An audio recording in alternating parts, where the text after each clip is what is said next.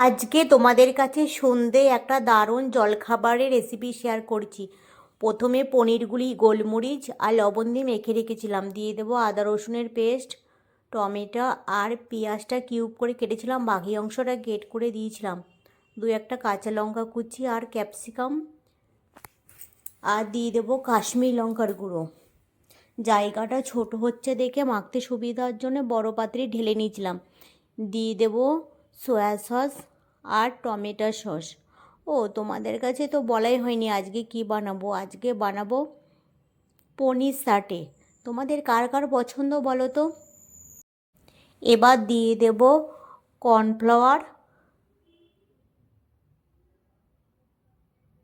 তোমাদের কাছে যদি ময়দা থাকে একটু ময়দা দিতে পারো, তবে আমি আর ময়দা ব্যবহার করিনি। কর্নফ্লাওয়ার দিয়ে দেবো আর একটা ডিম দিয়ে দেবো যাতে মাখতে সুবিধা হয়। এবার ভালো করে মেখে নেব।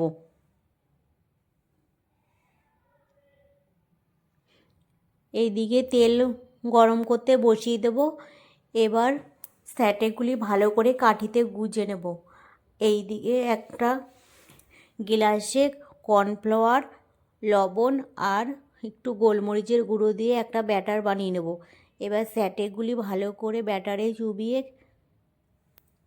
এবার ভেজে নেব।